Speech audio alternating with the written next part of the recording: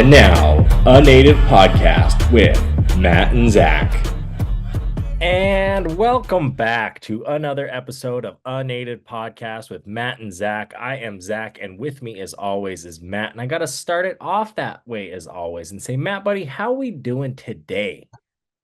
Hey man, I'm pretty blessed. We're blessed. We got another day to do this native podcast and another topic. So I'm excited. That's good, man. That's good. It is exciting, right? We got a native podcast. First, we want to thank you to all of you listening and you subscribers out there. The numbers are going up, so that has good. You know, we're seeing that trend. So thank you. Definitely, we are happy to be here. Happy to be bringing you native podcast stuff. And today, another good episode. I mean, you listen to our contemporary sports. You know, that's something we know: sports, football, baseball, basketball, right? Something easy we can talk about. But now we're going to get into those traditional sports. And kind of before we start, you know, you were talking about how traditional sports aren't really documented. No, And I was like, you know what, you're right, man. Like, so I was like, let's save that for the podcast. Let's talk a little bit about that right now.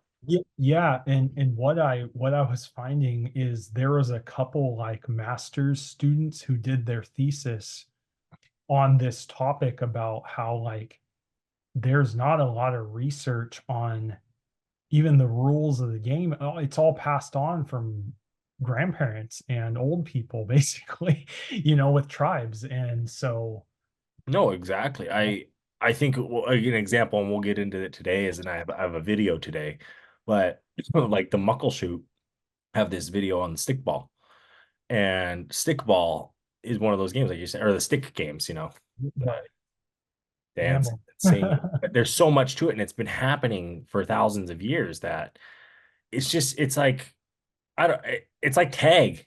When was tag started? Who started tag? You know what I mean? It's that kind of Right. concept, And, that kind of and thinking.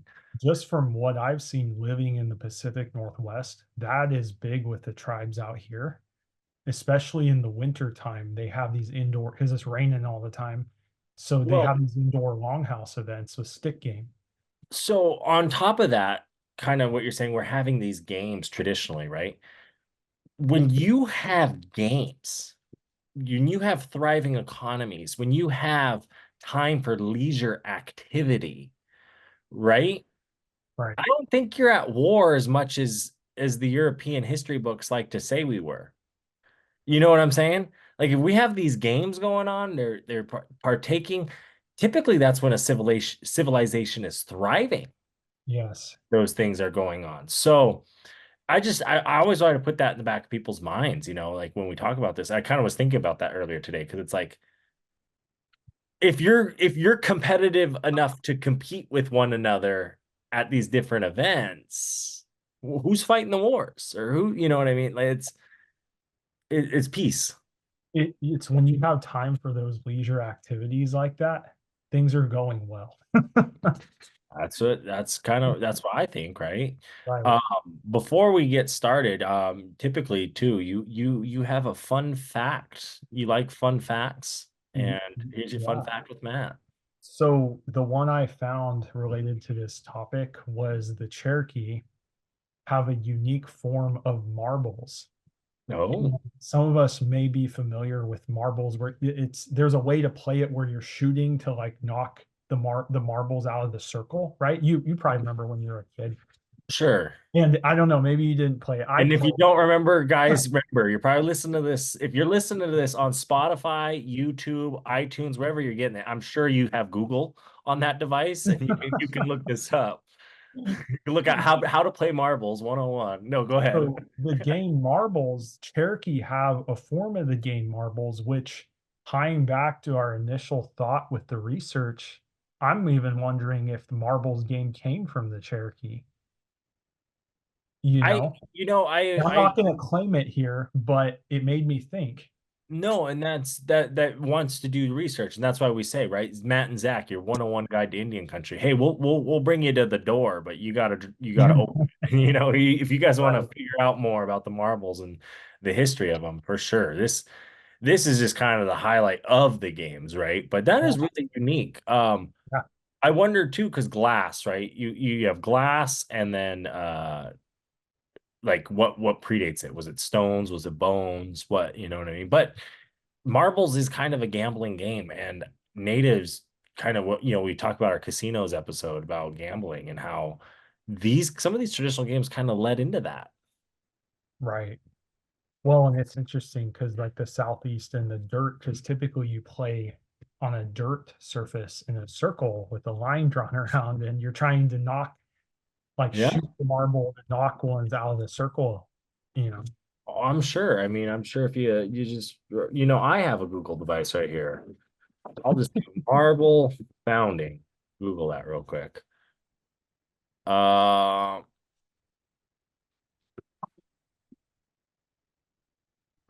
they say clay balls have been found in the tombs of Egypt, in Native American burial grounds, in the ancient Aztec pyramid, and in the ancient Aztec pyramids. Oh Oh wow. fuck, you're onto something, Matt. You're onto something. So But here's someone's master's thesis. Whoever feels passionate about marbles and wants to go for it, we need someone to research this. I'm good. I'm good. I'm good too. But here's one. Here's what we'll get into. Worldatlas.com. They want to talk about Native American games today. Our episode's about traditional games. Like we said, our last episode on contemporary sports. Now we're focusing kind of on those traditional ones, those historical ones. And World Atlas kind of gives a good brief of what some of them that were out there. And this isn't all of them, but this is some of the good majority of them.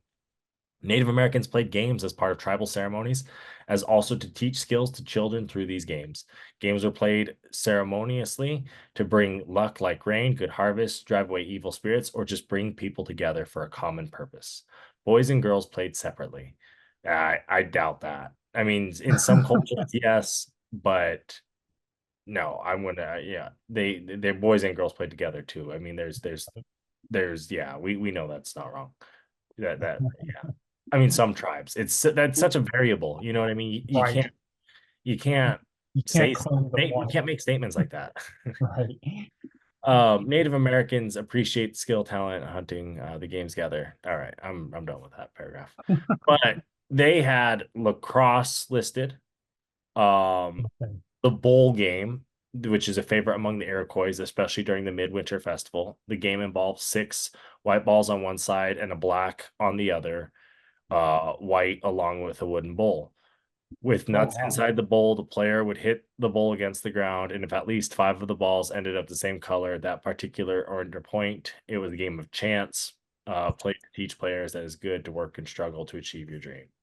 The ring stick game. The ring stick game is one of the most popular Native American games played by children. Children tied a string at the end of the stick, and a ring on the end of the other string. The players would toss the ring in the air and try and catch it with the sharp side of the stick, kind of that like cup and ball kind of Oh, that okay. pretty much that. Yeah. The butterfly hide and seek. The name the game was a very quiet game played by little girls. A girl would close her eyes and sing butterfly, butterfly, show me where to go. The rest would hide quickly. The singer, oh, hide and seek. Native Americans Oh, invented hide and seek. mm, that Uh, makes sense. the moccasin game. The game was a very noisy game played only on permission from elders. Two teams played the game, finders keepers. All was needed were four moccasins, a pebble, and a stick. The singer sang to jeer the other team. The keeper hid one pebble and one of the moccasins, the finder of the stone. The game was used to teach children on team playing. So it was just like pretty much like the stick game. Sep game was the fall asleep game. It was used to make children sleep after a busy day. Someone would sing a song with funny phrases and without warning say stop singing and say sep. Everyone would be silent until someone picked up the song. The kids kept quiet and slept would be would be rewarded the next day. It was a disciplined game. The snow snakes game, played in the winter. Village when returned from the annual hunt. Snow snakes. Each village played against each other. It was a game of skill of team sport. Each player had a snake curved like wood. The playing team would then pull a log through the snow and form a trough. The objective of the game was to throw your snake as far as you can to win points for your team. Best score was winner. How fucking far can you throw something? Pretty much. The hand game, that we'll get into that. The double ball game involved two or three opposing teams, and the goals almost a mile apart. These games provided women with a chance to prove their strength and agility from stick to stick. The double ball was passed up to the goalpost. I mean, it sounds kind of like lacrosse. Chunky, the game involved throwing disc-shaped stones across the ground. And that's just a few that they have listed. And Disc-shaped stones. So that almost reminds me of discus and track. probably, I mean, and it's You know what I strength. mean? It's a lot of strength-based skills Yeah. or agility. You know, we talked about canoeing being one of those traditional sports. I mean, there's no true native competitions other than the paddle that they have in the Northwest every year, but that's more of like in my opinion, more of a ceremonial event Right. that is open to the public. One of those kind of ceremonial events, but not necessarily a sport. Like it is a sport, but it's not a Right. competitive sport. And these ones are kind of competitive that we're talking about today. Right. Yeah. Um, It's interesting with the games, how the purposes they serve. Because like yeah, some are more of a social gambling and others are more like they're all kind of competitive though, it seems. right. And then Right. even the training, right, of some things of like your agility, your balance, how far can you throw a spear? Well, yeah, you're going to throw a spear at a bison later. Right. Who's the best? Who's maybe they should be the lead hunter in the group, huh? Well, right, but it's like those guys that hunt or they go to just the range, right? And you're like, okay, yeah, you can hit the range, but can you hit the animal? Like That you get nerves involved, you get winds, you exactly. have a lot of factors that when you're out there, you know. Oh, it's a lot different. You know what I mean? It's a lot different in As the I know. well, no, but that's part of the game, but Yeah. that's part of it, right? And we've all been there. Um, one of the oldest sports is lacrosse. Yep. And we have some familiarity with it. We at G&G, we worked with the Thompson brothers on a spot for Next Legends. Yep. So that's good. And they're kind of the part. Is it the Haudenosaunee, right? That's how you pronounce it. Haudenosaunee. Haudenosaunee. Haudenosaunee. They are the lacrosse team. They are the Iroquois Nation, basically. Um, they're kind of the founders of lacrosse and kind of the modern day sport. They're even going to be competing in the 2028 LA Olympics Oh, as their own nation. So definitely, if you guys are into lacrosse, you're into that sport, you want to support a team that's their own nation, native sovereignty being expressed here in the US. What? It's going to be exciting. Other than that, I'm going to get into this article on lacrosse to kind of show you the history. And this comes from history.com. Lacrosse, America's oldest team sport, dates back to 1100 when it was played by the Haudenosaunee or Iroquois people, and what now is New York and the areas in Canada bordering the state. The early versions of lacrosse matches played by the Native American nations included 100 to 1,000 men or more using wooden sticks, sometimes with net baskets or pockets attached. A small deer hide wrapped ball, deer sinew formed nets, borderless fields could span miles, and games could last days. Lacrosse was an integral part of Native American culture, says Joe Finn, archivist at the National Lacrosse Hall of Fame and Museum. It was played to prepare them for war, and it was also a social event where tribes would get together and trade and sport. It was sometimes used to settle disputes. Native American oral traditions cite the first lacrosse game being played between birds and mammals.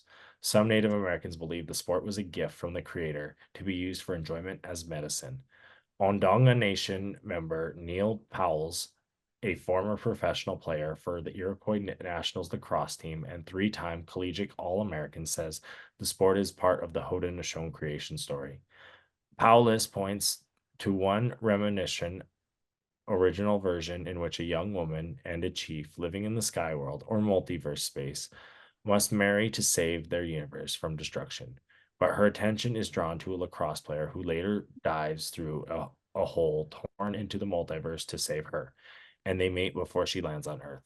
Lacrosse is part of that story of our creation, of our identity, of who we are, Paulus says. So when we play the game, we always say that there's a simultaneous game going on in the sky world, and our ancestors are playing with us. wow. It's seen as medicine, definitely to heal. Right. I'm even actually going to show a video of uh, it's of the Twin Cities PBS. All indigenous nations of the United States had a form of lacrosse. When white colonists came, they appropriated the game and changed it. Now, Native American lacrosse players are getting back to the game that was originally given to them by the creator. So Oh, I'll show wow. you that video by PBS right now. Okay.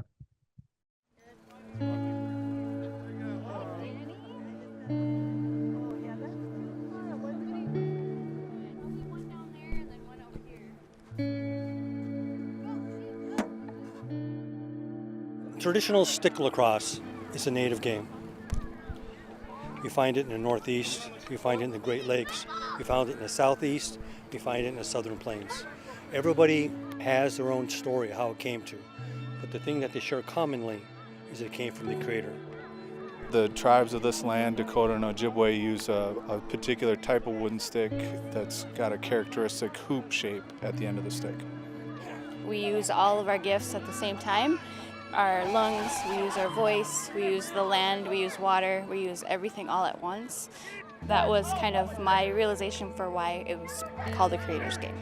Today we're gathered for social reasons, a social game. We also have competitive games, and we have games that are tied to ceremony. Now, historically, a lot of the non-native people saw this game, had great interest, and kind of appropriated it. It became sort of an elite game. They changed the rules. All these fancy Ivy League schools on the East Coast started playing it. But now, probably in the past 20, 30 years, for many communities, and here in the Great Lakes, it certainly has made a resurgence. The roots of this game and its connection to this land is not known at all by most of the residents here.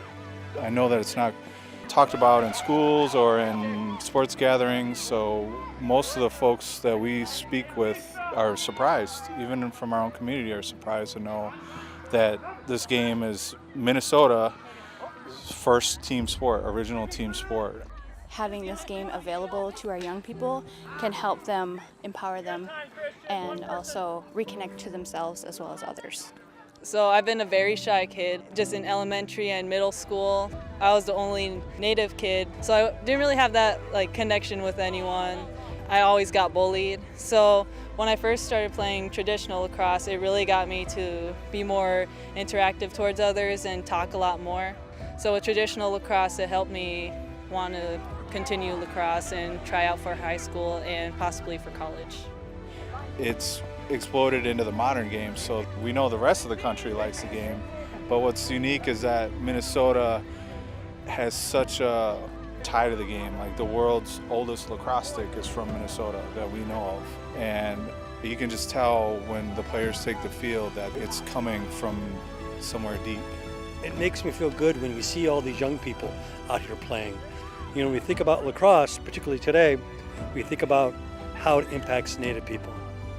Health, spirituality, self-confidence, community, family. Stick lacrosse, traditional lacrosse, brings all of those things together and brings it back for the Native people.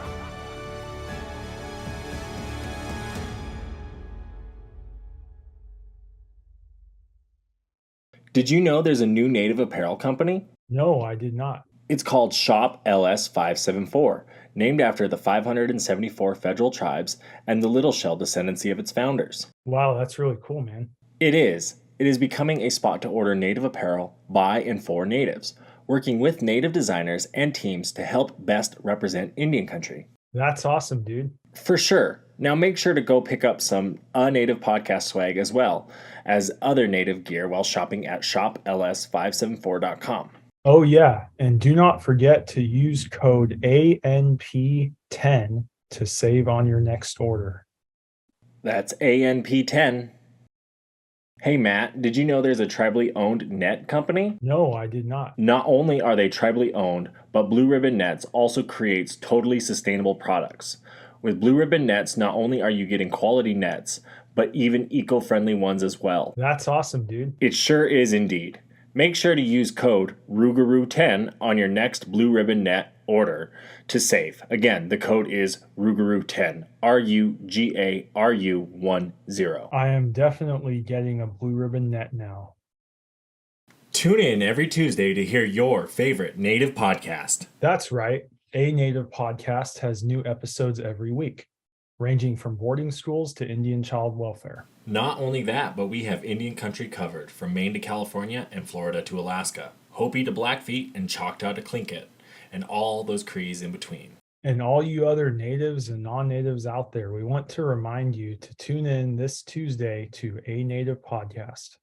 And then I will also show you another video now, the history of lacrosse honoring the Native American heritage. The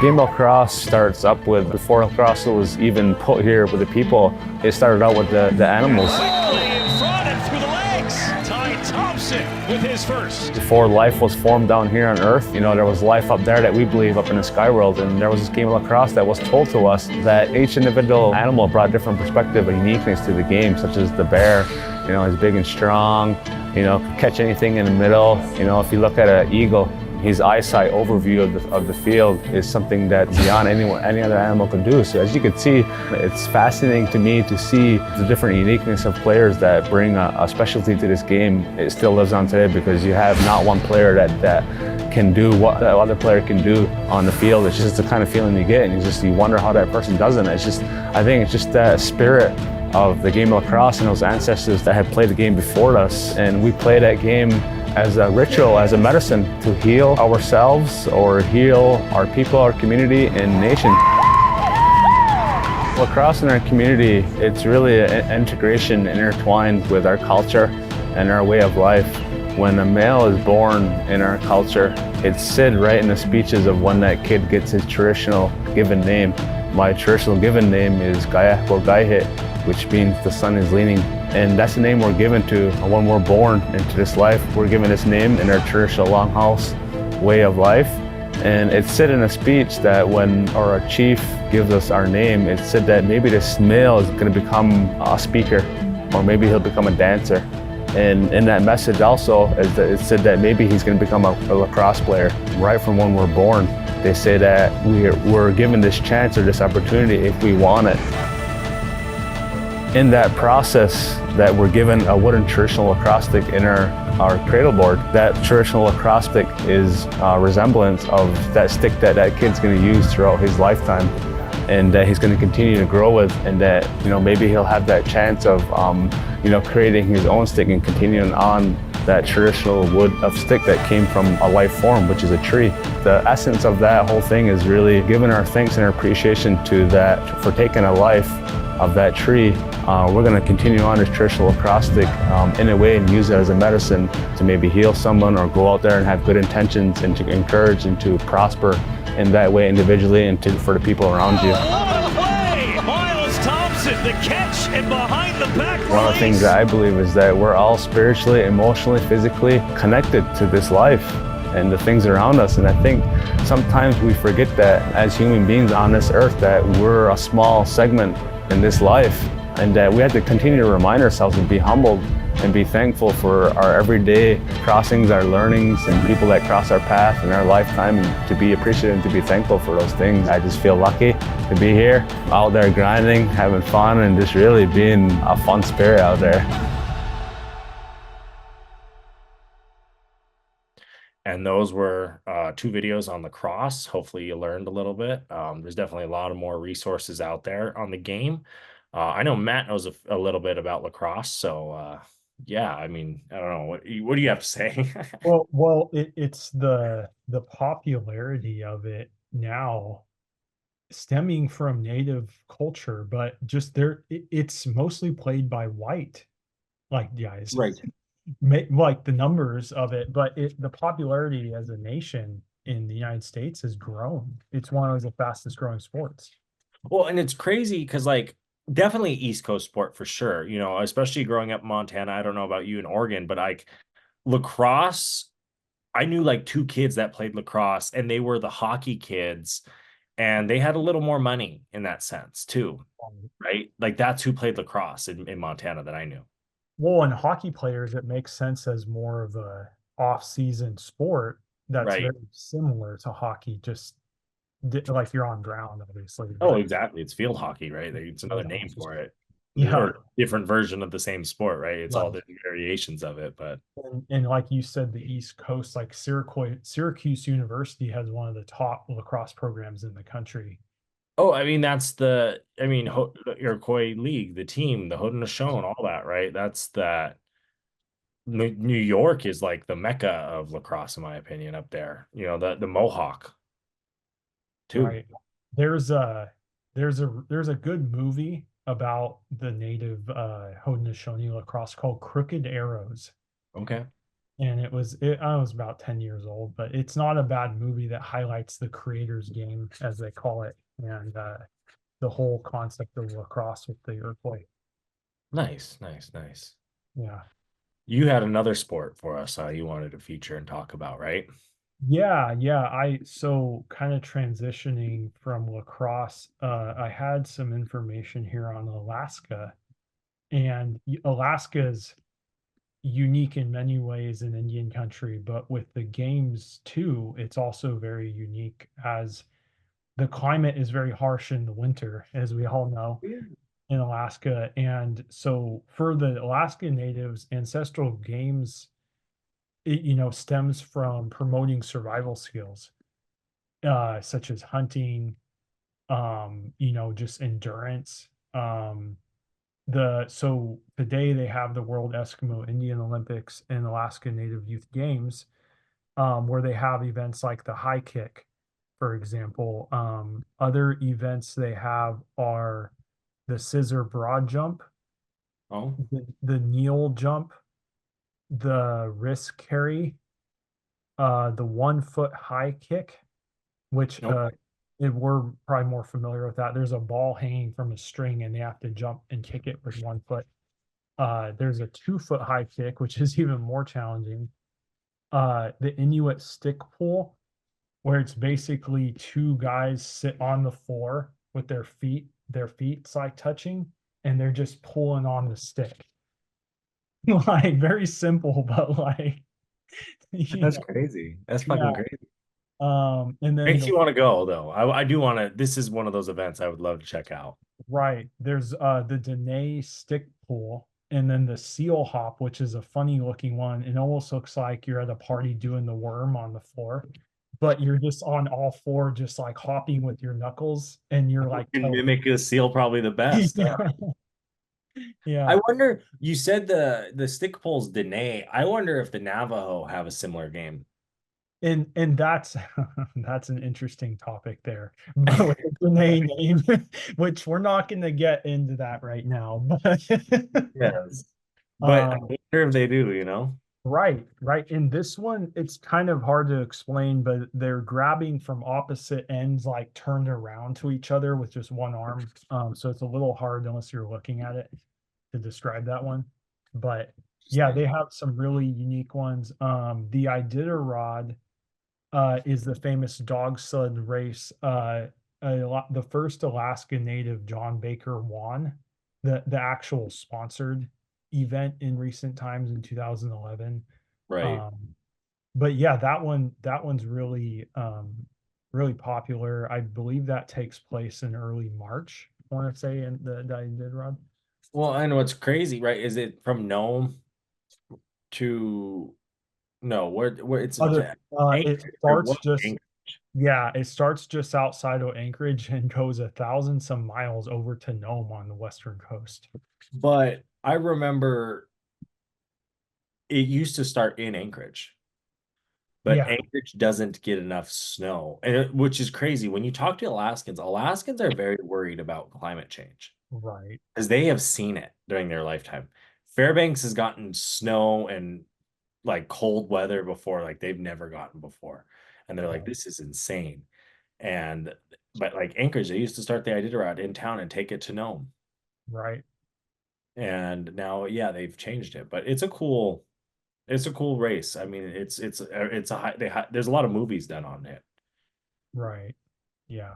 I have a little bit of stuff on Native Hawaiians if you want me to mention it here. Yeah, no, I think Um, I think we should. I mean, they it- definitely They are indigenous to North America, to the United States, definitely. They kind of hit our realm. We'll talk Yeah. about 'em. So yeah, just wrapping up Alaska there. Check out the Iditarod. It's a cool event. You know, those native games are good too. So Hawaii, the native Hawaiian sports, they're famous for water sports and canoeing, surfboarding, and swimming for obvious reasons. They're islands surrounded by the ocean.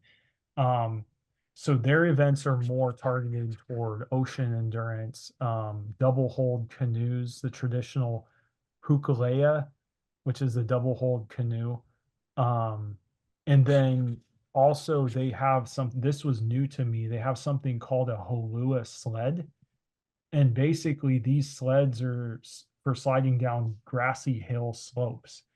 Oh, So basically it's like a form of like kind of surfboarding, but on land on okay. grassy hills. And another interesting fact about it is it was suppressed by the missionaries back in the day, but it's making a comeback similarly to Indian relay racing in the mainland.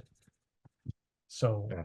And we'll talk there, about relay here too, right? yeah, and just really quick mention before we move on, a lot of these games, reading about them, there was a lot of efforts to suppress the tradition by the government and also religious groups suppressing these Yeah, traditions too.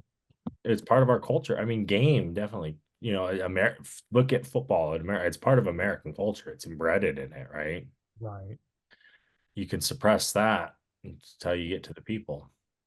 Um, I'm gonna actually show this video about stick games. The Muckleshoot do this video. It's a good video. Um, Definitely going to kind of give you the 101 of how the game's played, kind of what it means to the culture. Um, the guy, I like the way he talks. He even says like, it's like it's played differently. It's called differently, different play hand game. They call it Salal, Slahal. They and so it means different things. It's played maybe a little different here and there, but they do travel and play this game. And watching it in person, man, it's fast paced. You got to know what you're doing if you're going to step in the ring, and it is. Oh. You sit down in those chairs, man. It's old, young, and they're moving. Those sticks are going behind the back, over, hand it, pass it. It's crazy, and you're just like, oh my gosh. So I'm gonna play this video, and then I'll kind of explain the game a little bit more to you.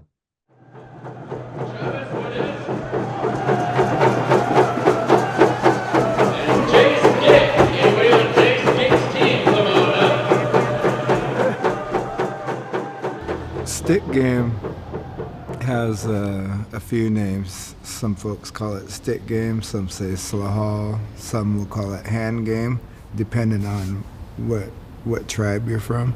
This is one of the things that is alive and well in all of Indian country. We grew up with it. Our parents taught us it. We went to Montana, we go everywhere, all over the states. I love stick game. I love to travel. I love being with the stick game family. I've been playing since about 5 or 6 years old. I love it. I've been playing it ever since I was a little kid. The best part is you get to meet other people and they become part of your family also after a while. The game is more than just a game. It's like to make everybody come and see who we really are, what our team is and what we can do. The object of the game is to guess the plain one without the stripes. And you guess them for the white one every time. Every time you miss, if you get the stripe, that's when you lose the stick. Then I go, yeah, show them that they missed me. You need to guess good, hide good, find good hiders, and that's just the way. It's a guessing game, half and half. Sometimes you win, sometimes you don't.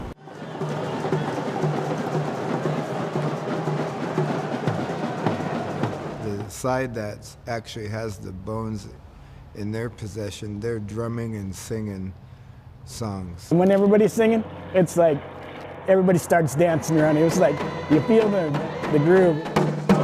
Singing songs fills your heart with joy.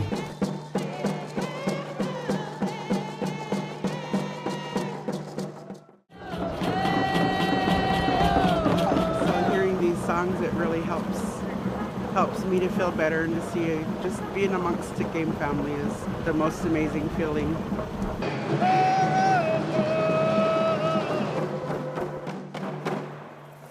When the bones are hiding in their hands, you can actually see it before it's revealed. Whether you believe in that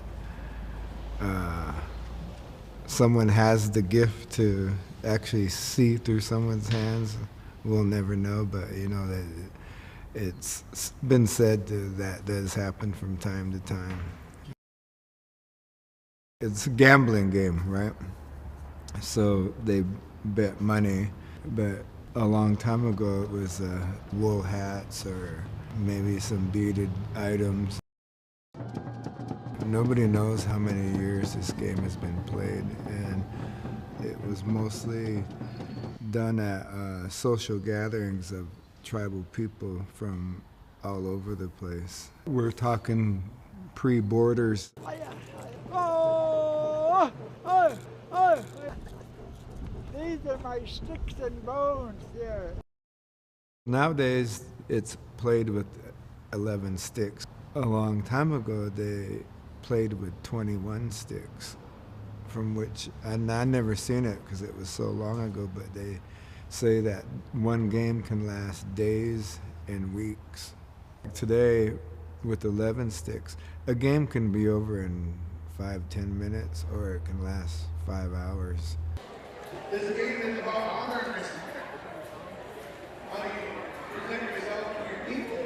This game is the actual reason how we got to have casinos. Nobody knows how many years gambling's been here. So this was the way in for casinos. Who knew that what our people did hundreds of years ago was gonna help us in a way as it did in our time? Gotta put a little style into it.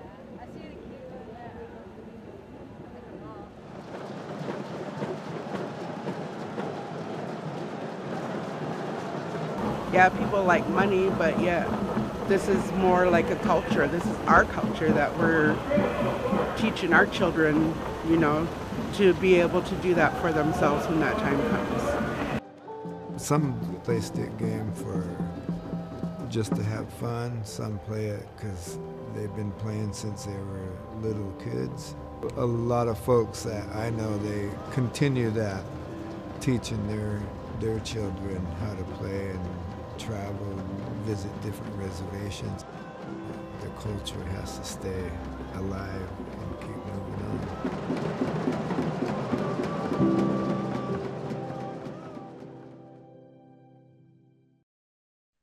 All right. So that was the stick game. I hope you guys learned something. Right now, if you kind of want to play the game, here's an activity you can do at home. You'll just need 4 popsicle sticks, 12 toothpicks or stones, coins, anything you can use as point counters, and some markers.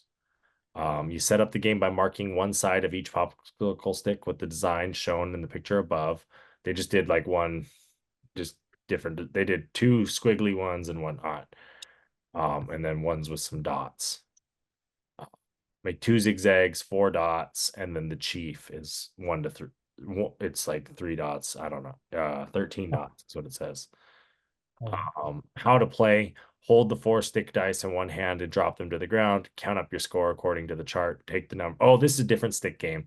It's the point one where you throw the sticks on the ground. Oh, yeah, because that one you just read sounded like the Yahtzee a little bit with like Yeah, that's kind of what it's like. Wait, this is like not Yahtzee. that's not the stick game we just are talking about. Here you go. Here it is. Here's that right next to it. Here's a simplified version game.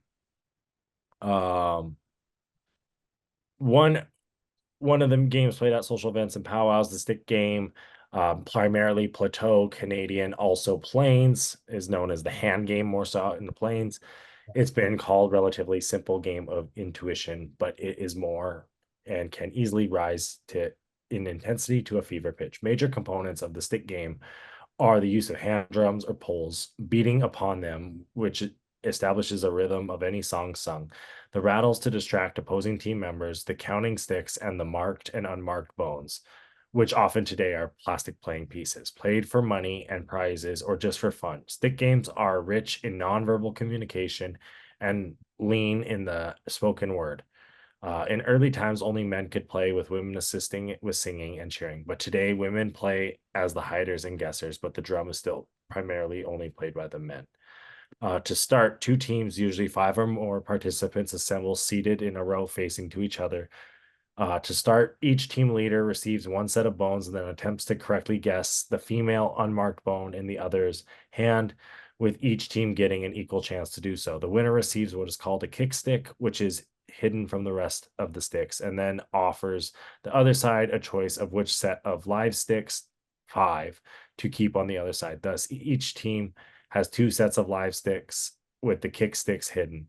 The objective of the game is to successfully hide your bones from the guesses of other team, causing the other team to lose a stick, with each wrong guess eventually resulting in your team winning all the sticks in the game. You win when you can trick and hide your bones from your opponent. As the game begins, the 2 hiders from one team conceal their 2 sets of bones in one hand each. One is marked the male bone, the other is marked the female bone. Well, isn't marked and is the female bone. The 2 guessers from the other team will attempt to identify the female bone unmarked in the 2 hiders' hands. So you're just looking for the bones, and it's like I said, it's fast paced. It's going. Right. Have you seen it played? I have, and it's really like funny you found Muckleshoot because that one's a big one in the Northwest. Oh Like yeah, they have well, and they have big payouts, they do. and they and again, I want to say more like November through like March. It's those colder months that this is big. It's Right. indoors. It's in a gym. Even they have it in gyms sometimes. Oh yeah, I remember seeing it Indian Days in Browning for the first time. Really seeing it. I mean, I've seen it played Oh, before, but like when you're like actually like this is that game. You know what I mean? Like you're like right. this is it. Okay. But another thing actually kind of before I want to kind of go back to, but kind of not. It's relatively related to the lacrosse, but is North American stickball. Oh, And it's typically played on an open field with teams with 2 sticks attempting to control and shoot a ball at the opposing team's goals. Very similar to lacrosse. In Choctaw, stickball, opposing teams use handcrafted sticks or kokaboka and woven leather ball or toa. Each team tries to advance the ball downfield to the other team's goalpost, only using their sticks, never touching or throwing the ball with their hands. Points are scored when a player hits the opposing team's goalpost with the ball. This one comes to the Cherokee, Chickasaw, Choctaw, Muskogee, Seminole, and Yuchi who play it. So definitely it was very similar to lacrosse. right. That Very, one, very that one's where, like you said, that one's more Oklahoma centered Yep. with the stickball, and which And is a good you have segue, some things on Oklahoma, yeah. a good segue into my Oklahoma stuff. So what's interesting, so you mentioned stickball. Those southeastern tribes, a lot of them were relocated to Oklahoma from the southeast cultures, cultural region. But they had a form with the Yuchi, Shawnee, and Delaware peoples who were moved there. They had a form of Indian football, Oh, which was played it says by men against women. This is coming from this is coming from the Oklahoma Historical Society, so I'm assuming the source is good. right. But it doesn't really go, again, we talked about how there's not a lot of written stuff on these things, but I find that interesting considering down that way how popular football is Right. in the southeast. Well, and football was started up in Ohio, right? And Yes. Canton. That's why the Hall of Fame's there. But when you Right. look at some of those first teams, they were playing native boarding schools. And we Mhm. talk about this in our contemporary one, where you have those kind of traditional native sports saying, hey, no, we can play sport. So I don't know. I really don't know what we contributed, because that was the other thing too, is we didn't get credit for it No.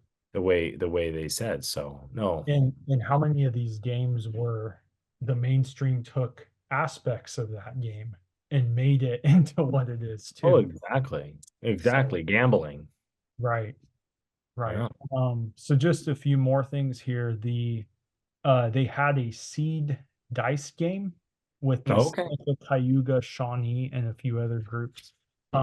In this game, marked seed dice are tossed for points in a contest between halves of the local community. Um, so hand games, they also had that. They also had blowgun contests, which kind of like a lot of our viewers may have Yeah. seen in the Amazon, they have like a blow dart with like the poison of a frog. It was actually like a weapon in battle. Oh, yeah. It would stick you and like instantly bloodstream just would kill you with the Well, poison. and people like that's the other thing. They think we were savages that way, and like you just looked at it like that. And it was like, no, they were smart. They knew that was poison or that was sick and would kill over time or Right, would it right. was pretty deadly. Yeah, you talked about the stick game, but and then the marbles I mentioned. Also, a lot of Oklahoma groups are really passionate about archery, Yeah. which you could argue is every single indigenous group had some form of that. Um, Yeah. but yeah, the a few different traditions, but the blow dart, the blow dart games are big there in Oklahoma as well. That's good to know. I didn't know that. Yeah. Another big thing in Oklahoma, as well as Indian country as a whole. And this one's kind of a fun one, I think. You and I can talk about this probably for a little while. I'm kind of glad, kind of here towards the end of the podcast. But powwow, definitely a traditional sport, a traditional thing. But you and I were talking about how it's even contemporary, because like most of the dances come from certain tribes or regions. And now you have dancers of all kinds dancing them or dressing, in the chicken dance or the fancy dance or whatever. And it's like that tribe didn't do that, but now it's there. Well, it's like how many Navajos dance in fancy dance, right? It's like fancy dances from the plains, like you're saying. So, Oh, exactly. That's exactly it. But it is coming. You're singing our traditional songs. You're wearing our traditional regalia. You're coming together. It's a good time. You have the vendors, which is always a good time, I think, at powwow. Because it's the community. Like people like don't understand. Some of these powwows are like that's what people look for. Like that's when I see all my little shell family members and people. You know what I mean? Is at the powwow. I Or was there. I was greeting them with you. yeah, I was like, exactly. No, but exactly that. Like Yeah. you go to Pine Ridge, and there's people that are just come back for the powwow, Mhm. or or that event that the town has that's around that, indigenous community. And then you have those vendors that show up, and you can get your, like, I don't know, like I it's always been normalized to me, but like you can go buy like hides and stuff at some of Right. these powwows, or you can buy like just certain items that it's like, really? You bought that? Like the normal person, the New Yorker, the Californian's like, what? You know what I mean? Well, it's Like, like animal hides, and then like that one, those people from Canada there this year that had sweetgrass and all the like herbs, and I bought some what was it, that natural tobacco they had this too. I do Yeah, remember that. yeah. No, it's definitely the powwow is a gathering. And if you're unfamiliar what a powwow is, powwows.com, great resource if you're trying to look Oh, for an event going on. It is native run, so that definitely support them. If you're looking to see your powwow, you can post your powwow, you can go check it out, all that, right? See what's you happening get in your area. email updates almost every day from that guy They, about anything going on. So they do a great job of letting you know. they do, they really do. Some believe that the war dance societies of the Ponca and other Southern Plains tribes were the origin of the powwow. Another belief is that when Native American tribes were forced onto reservations, the government also forced them to dance for the public to come and see. Before each dance, they were led through the town in a parade, which was the beginning of the grand entry. Today, Native American powwows are organized by committees that work for weeks before the event for free most of the time at the powwow, and the MC arena director run the event. The MC works with the arena director to keep the powwow organized and running smoothly and not always on time. I'm putting that one in there. These two individuals, along with the committee work, are hard to bring the people together to dance and fellowship together in a circle. The American Indian powwow begins with the grand entry. This is the entry of all people entering the arena. This originally was a parade through the town in where the powwow was. Today, even in some powwow, the parades are still held. I know for a fact Crow Fair has their big parade around the teepees they go around. Even today, in some powwow, these parades are still held during the grand entry. Everyone is asked to stand as the flags are brought into the arena. The flags generally include the U.S. flag, tribal flags, the POW flag, the Eagle staff, and various other Native nations present. These are usually carried by veterans. Native Americans hold the United States flag as an honor and position despite the horrible treatment received from this country. That flag has a dual meaning. First, it was a way to remember all the ancestors who fought against this country. It also is a symbol of the United States, which Native Americans are now a part of. The flag here also reminds people of those people who have fought for this country. Following the veterans are other important guests of the powwow, including tribal chiefs, princesses, elders, and powwow organizers. Next in line are the men dancers. The men are followed by the women dancers. Once everyone is in the arena, the song ends and the song is sung to honor the flags and a song is sung to honor the flags and veterans.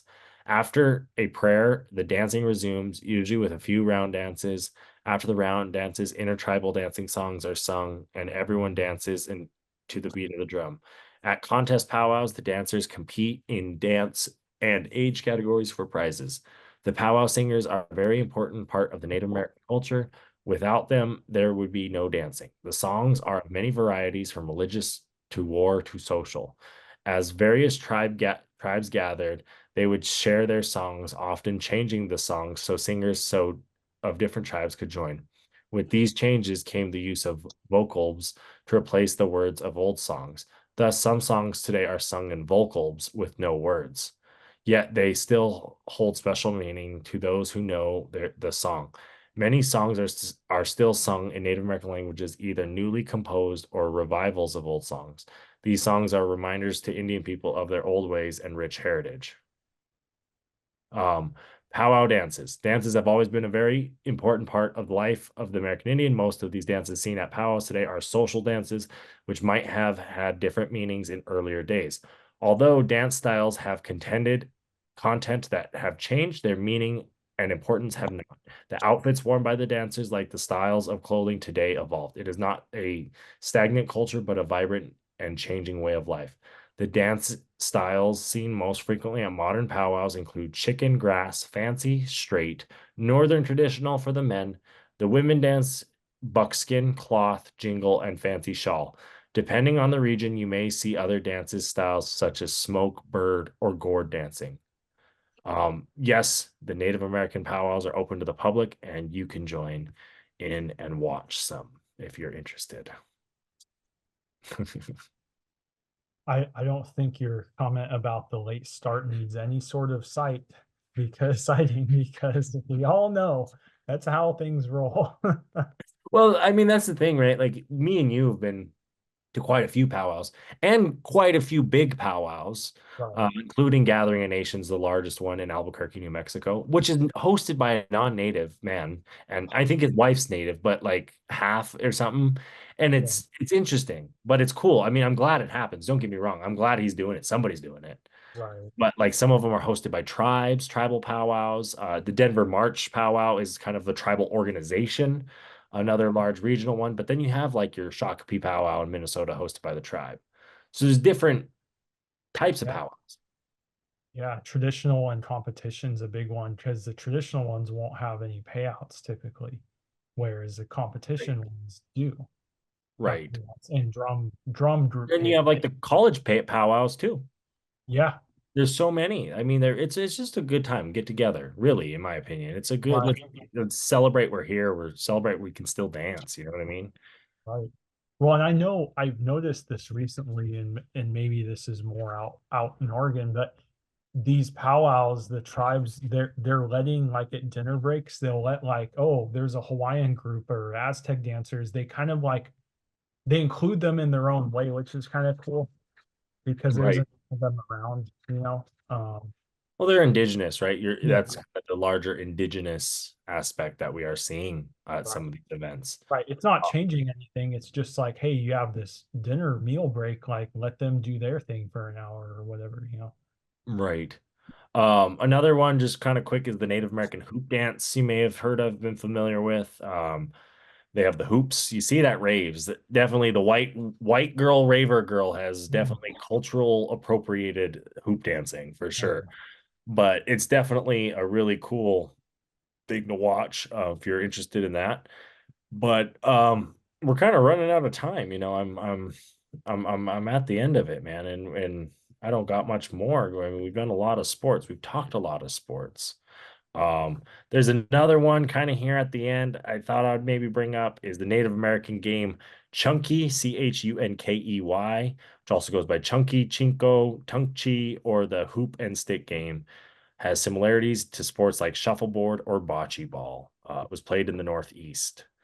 So definitely an interesting one there. But got a lot of games, a lot of gambling, a lot of stuff going on in Indian country.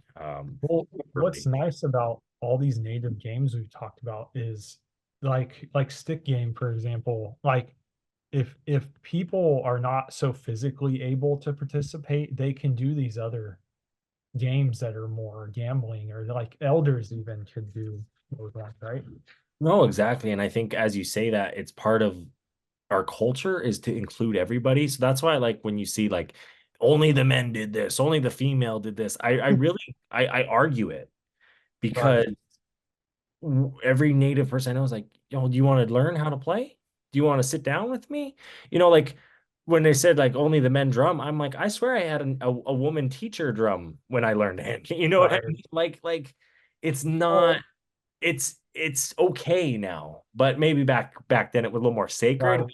I think that's the European Christianity, gotta wear a white robe and put oil on the baby. You know what I mean? Like, You hit on something that I'm going to say, and it's not inappropriate to. hey, it's at the end of the podcast. Only the true listeners are here now. Oh, right. But like I go back to our Oregon State days and how they always preached making an inclusive, welcoming environment, which I find funny, but yet there's all these like separations that happen. And it's like I think indigenous peoples were a lot more inclusive in their societies back then, you know. Oh, 100%. I mean, why is Sacagawea in Fort Mandan, North Dakota? She's Shoshone. Right. She's Shoshone. Oh, they move around. Well, why are we moving around, right? Like playing games, man, trying to win money, riding that basketball tournament trail right now. That's the new modern way of these traditional games. But any final words, my guy? Yeah, just wanted to mention for the viewers, a good organization if you want to learn more is called the North American Indigenous Games. They have a event with competitions every year. It's targeted toward teenagers, but they have your archery, they have canoeing and kayak. They have some modern sports too, like basketball and soccer. Um, they hosted it up in Calgary last year, but that's a great organization to look at with some indigenous games if you want to learn more. They promote indigenous games big time. So nice. And the continuation of playing them in this day and age too. So as we should keep the culture alive. Definitely go learn an indigenous game. They're not that hard, as Matt was saying. Some of them, it's just like throw a stick. Who can pull a stick from one another? But that's it. I mean, it's simple. It's entertainment. It's leisure. It's enjoyment. So definitely go have some of that today. But Until next time, bye-bye. I know ballers, I know chiefs, I know riders from the east, I know educated natives down to picket in the streets, middle fingers to police, fuck you, we come in peace. I know red-skinned hippies that be giving me the creeps. I know beauty, I know beach, I know savages and freaks, and I know a couple cousins even bougier than me. No, ain't elite, bougie native, yes indeed. Art exhibit to the club, and we roll it 20 deep. Copper on my neck, gold on my ring, feather on my hat, skin stitched chin, 100 warriors on my back, they be drumming when I sing, man there ain't no way around it. A Native Podcast is produced by G&G Advertising and Quartz Lake Productions.